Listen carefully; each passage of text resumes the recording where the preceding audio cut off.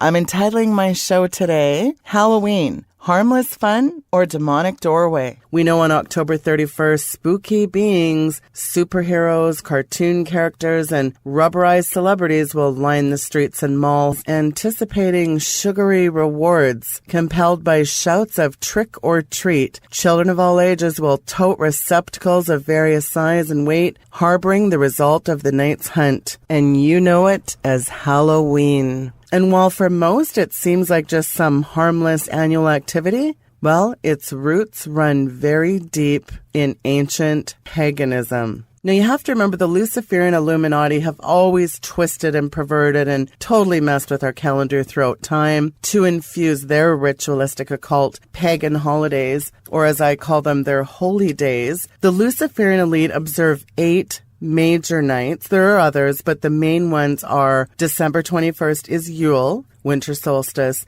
February 1st, Imbolg, March 21st, Ostara, that's their spring equinox, May 1st is Beltane, June 21st is summer solstice or Litha, August 1st is Lunisod, and September 24th is the autumn equinox or Mabon as they call it. But October 31st is undoubtedly the highest and holiest night of sacrifice for the Illuminati. We know it as Halloween, but it's actually All Hallows Eve, and it originated in 7th century AD. It was celebrated on the 13th of May, and it was a night for remembering deceased saints and martyrs. The date was later changed to November 1st in order to Christianize the pagan holidays Beltane and Samhain, festivals of summer, winter, and fire. Throughout Europe, Halloween, the night which marks the transition from autumn to winter, seems to have been an old time of year when the souls of the departed revisited their homes in order to warm themselves by the fire. They say such ghosts walk the countryside, retrieving offerings of food and drink supplied by living family members. Darker forces roamed the night as well. Demons, hobgoblins, witches on broomstick,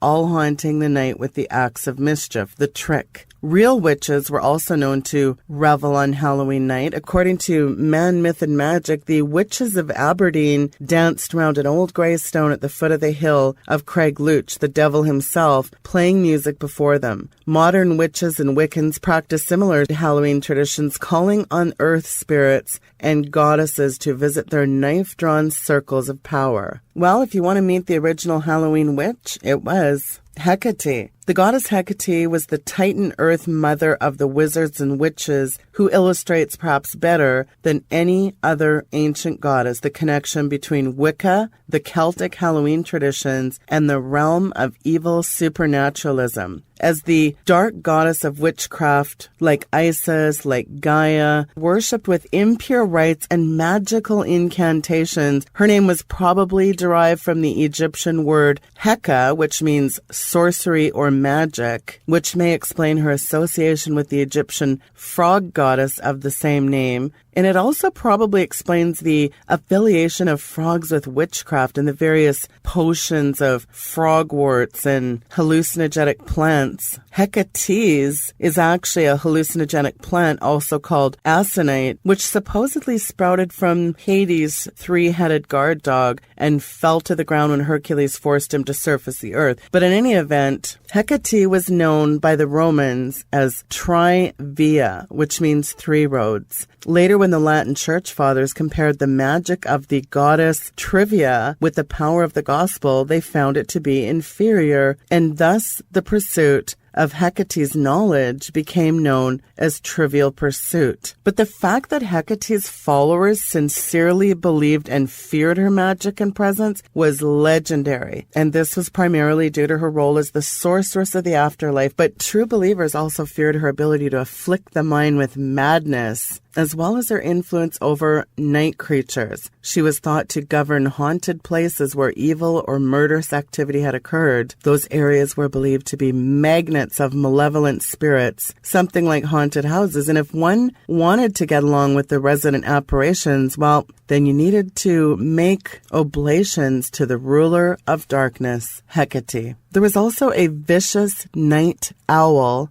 affiliate of Hecate, who flew through the night feeding on bodies of unattended babies. During the day, these owl-like creatures appeared as simple old women, and such may account for the history of Halloween's flying witches. Hecate's devotees celebrated such festivals near Lake Averna in Campania, where the sacred willow groves of the goddess stood, and they communed with the tree spirits, earth spirits. Sounds like today's green gospel. The Gaia-loving occultists. This is all part and parcel of earth spirit summoning. It was here that Hecate was known as Hecate of the Earth, a depiction in which she most clearly embodied the popular Earth Mother spirit that conversed through the cave stones and the sacred willow trees. It was nevertheless her role as the feminist Earth goddess spirit that popularized her divinity and commanded reverence from among the common people. The connection between ancient paganism and the modern customs and costumes of Halloween is very easy to trace. So now that we talked about the Halloween witch, well, let's get into the origins of Halloween. Now, it looks like it would be spelt Samhain, Samhain. It's an Irish pronunciation, pronounced Samhain. Samhain was a period from October 29th to November 1st. The 3-day fire festival was to worship the Celtic stag god, Lord of the Dead, which is really a depiction of Nimrod. Sometimes Nimrod was depicted with either horns or having antlers, kind of this stag-like creature looking like the Baphomet, really, the pagan god of the dead. If crops failed, people died. There may or may not have been enough food to last through the winter, so Samhain was an ancient fire harvest festival to the Celtic stag god of death, the Lord of the Dead. And again, some of the early pictures, he's depicted as Nimrod. That's the very Baphomet-looking god. The ancient nomadic Celts celebrated Samhain, this 3-day event. The Celts came into the British Isles around 900 BC, and they held authority and were in control of these regions until about 900 AD. These are just approximate timelines. Keep in mind, these nomadic tribes were very barbaric and worshiped many false pagan gods, particularly revering the sun, the moon, etc. They had a priestly class or high priest class of magicians called the Druids. Now, interestingly, I talk about this a bit in Green Gospel. I talk about how oak has a lot to do with sacred fertility. Oak is revered by these pagans as the most sacred of all trees and sacred wood. But Druid in Gaelic, ironically, means oak. Or actually, if you really study it out, it means oak knower. Again, oak is revered as the most sacred of all trees and sacred wood. So it's interesting that that big old 40-foot owl out at Bohemian Grove is said to be made out of oak, which is apparently a very sacred wood to these people. Now, Druids held all the power and the authority in the Celtic tribe. They had the authority to call the shots on really everything, from when people could marry or have children, who could or couldn't be allowed to worship at their temples. One of their most ancient astrological observatory and temple complex was Stonehenge. There were other gigantic megalithic stone circles where they would worship their stag gods, but for now, I'm just going to concentrate on that one site. Now, Stonehenge, as most people know, is a prehistoric monument in Wiltshire, England. There is some radiocarbon dating that suggests that the first stones were raised between 24 and 2200 BC. The interesting thing is that the blue stones are made out of a rare blue granite that is found only in Scotland, some 80 miles away. You'd wonder how you would move stones weighing anywhere from 4 to 10 tons. How would you move them 80 miles over a river, up a hill? That still remains a mystery. There's many theories, but again, that's another show. So Stonehenge is one of many astrological observatory and temple complexes where these druids, these high priests, practice their sacrifices 8 times a year. Now, there's been roughly 4,000 skeletal remains exhumed nearby or under that site. So these druids practiced sacrifices. And you remember those dates I went through at the beginning: Imbolg, Astara, Beltane, Well, those were the markers of those times. So, the nights of Samhain were the most important because it was said the veil between the world and the spirit world was at its thinnest. Now, prior to those nights, they would hollow out large turnips or pumpkins and stuff them with fat and entrails from other sacrifices, and they would set them aside. Now, on the last night of Samhain, the Druids would prepare huge cauldrons over huge fire pits and fill them with what would be an apple cider type of liquid, and they would boil for hours while the Druids would go wandering out into the countryside to houses of nobility and manors, and they'd bang on the door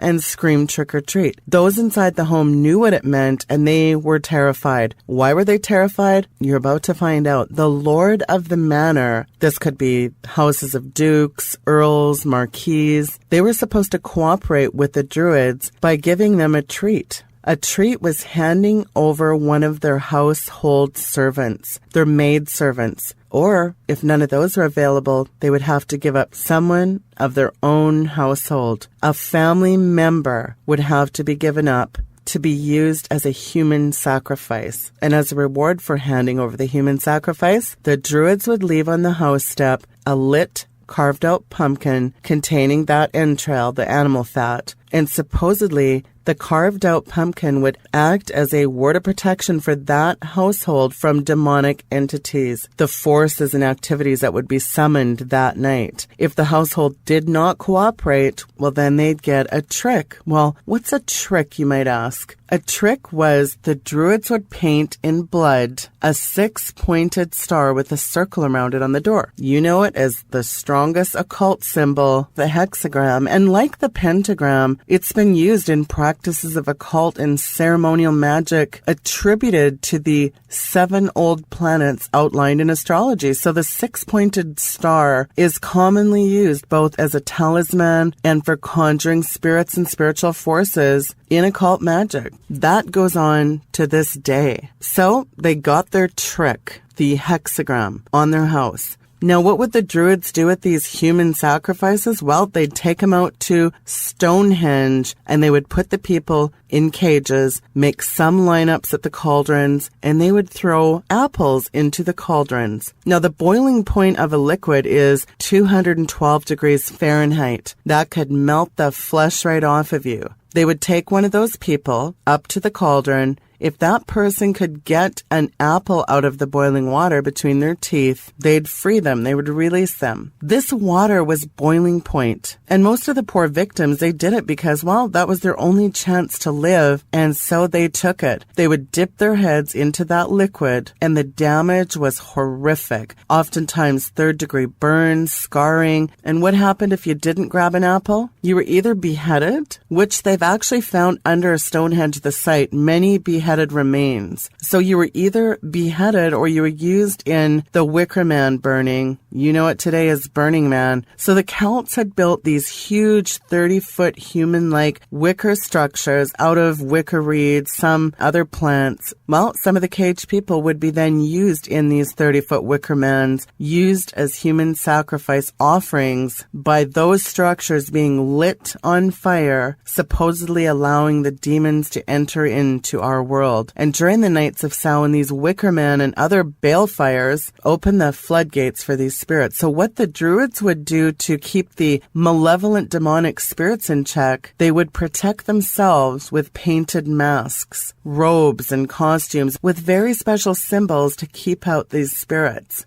Well, and guess what they're doing today in Nevada? They're doing the Burning Man event. Pagans come together from all over the world once a year, and they set up the old Wicker Man. It's the same practice, just a slightly different rendition, but this essentially is the origin of the Halloween costume. Folks, Halloween is nothing more than the Druid pagan worship of the Celtic Lord of the Dead, and these practices still exist today. But wait, you might say, when did the Nights of Samhain become called Halloween? Well, Pope Gregory III deemed November 1st All Saints' Day to honor the Catholic saints, All Saints' Day or All Hallows' Day. So again, people started calling Samhain the night before the Eve of Hallows, All Hallows Evening, and shortened it into Hallow Evening, and then Halloween. So trick-or-treating, festivals, bobbing for apples, carved jack-o'-lanterns, costumes, and masks are all part of this very occultic pagan holiday. Some people think it's just a harmless little holiday, and Christians actually try to counterfeit Halloween by having these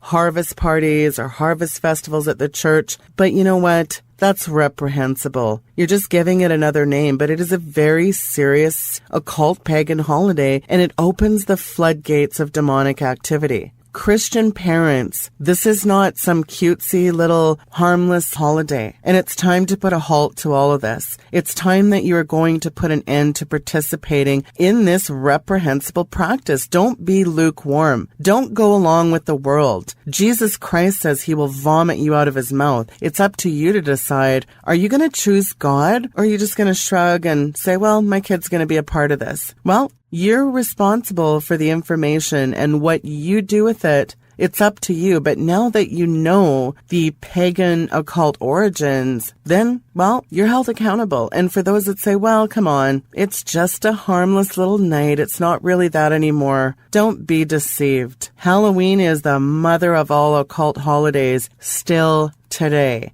And if you're a Bible-believing, Holy Ghost-led Christian, then you really have no business participating in this any way, shape, or form. The Bible says, what business has dark with light? We're to have nothing to do with these type of practices. This is idolatry, whoredoms, and witchcraft. And you know what comes with that? A curse. God says it in his word. So believers have to recognize that we are to have no type of association with these practices. Think about that eerie feel you get on Halloween. Every non-believer even recognizes there's something that feels evil in the air on Halloween. And you can feel the shift a few nights before. It's very creepy. And guess what? For good reason. Do you know that not long ago, some 300 exorcists flocked to Poland for a week-long congress to examine the current fashion for Halloween-themed monsters like werewolves and vampires the world over, and the apparent connection between this fascination and a surge in demonic possession? The world is now experiencing an explosion of ancient occultism combined with a wicked fascination for ghosts and all things paranormal. In the United States alone, there's as many as 8 million practitioners of witchcraft. And don't get me started how many on college and high school campuses throughout the West. These vampires, werewolves, these creations of the night, they're esteemed as objects of desire. They're idolized by young men and women who view them as cult icons of mystical power. Daily, we're reading how Satanism is spreading to public schoolyards and elementary after-school clubs. City council meetings are being opened with invocations to Satan, and even churchgoers are being enchanted by the darkness. There is a surge in Satanism. The Telegraph, that's mainstream news headlines. That is not Sheila Zilinsky. Mysticism is infecting the church today. I even posted an article on my End Time News headlines. Even Catholic Church says there's a rise in demand for exorcists as traditional religious settings are getting infiltrated with requests for this. And there's a recent spike of zombie-like attacks on people, killings, as well as by individuals claiming to be vampires, werewolves. Now you can throw clowns into the mix. One arrest of a Texas man, he broke into a woman's house, he threw her against a wall, and he tried to suck her blood. There was a Florida teenager who was later charged together with 4 other people for beating a 16-year-old boy to death. 2 of them claimed to be a werewolf hybrid, and investigators acknowledged that these teenagers were part of some vampire cult. If parents and pastors and youth pastors have not been paying attention, well, they need to spend a little time looking at what their children are mentally and spiritually feeding on. Because you know what, folks? We're losing a generation to darkness. Consider as an example the popular youth-oriented magazine Rolling Stone had an article entitled "The Joy of Vampire Sex." Vampires are hot and trendy. The undead is sexy. The article went on to talk about True Blood, the American dark fantasy horror television series produced and created by Alan Ball, based on the Southern Vampire Mysteries, detailing the coexistence of vampires and humans in a fictional small town in northwestern Louisiana. The first 5 seasons of that, it won a lot of awards, including a Golden Globe and an Emmy. You know the widely successful Twilight saga. The Twilight franchise box office history, the numbers were staggering. So there really is a fascination with the supernatural. Clearly, we can see that. But sadly, even a lot of churches today are very interested in supernatural types of manifestations. Glitter, feathers, fire, glory clouds, shiny, golden, sparkling embers falling out of the sky. In any event, there is many supernatural manifestations, but are they from God? Well, we certainly see the Kundalini spirit is alive and well, so it's very important to have discernment. There's a deeper sign of culturally relevant consequences here, folks. This present captivation by our young people with dark supernaturalism is at all-time highs. If it's not Harry Potter's witchcraft and the Twilight vampirism, it's games with bloodshed, slaughter, witchcraft, occult paganism. It's in all the video games today. It's one of the signs that this age is under demonic influence. Today's youth have exchanged yesterday's pigtails and pop guns for pentagrams and blood covenants. It's something that former generations could not have even imagined. But whether you agree or you completely disagree with my assertion, with everything that is happening in our culture today, Christian leaders should use the month of October and the season of Halloween to address these issues. There is just no place for Halloween in any part of Christian life. And putting a Christian spin on haunted celebrations, no, that's not okay, folks. And there's lots of reasons. I was in a church recently, and here was the message: 7 reasons why a Christian can celebrate Halloween. Can a Christian celebrate Halloween, which honors ghouls, demons, ghosts, and everything that goes bump in the night? Is it dangerous or evil? No, we can recapture the spiritual with the innocent. Halloween does not have to be a holiday filled with Dracula, bloody masks, or witches. We should celebrate All Saints' Day. After all, the term saint, it's used over 60 times in the New Testament. We don't have to worry about death because we take comfort in the fact that Christ defeated death. So why should Christians allow others to claim Halloween as their own? We should take it back, All Hallows Eve, by embracing All Saints' Day and remembering our saints. My comment is wow. And this is the kind of stuff that's being promulgated in your local Christian church. Well, listen, that's a wrap up of today's show on Halloween. I would love to hear your feedback. So let me know what you think of the show today, and do share it with your Christian friends. Thanks so much. We'll see you real soon. Good night and God bless.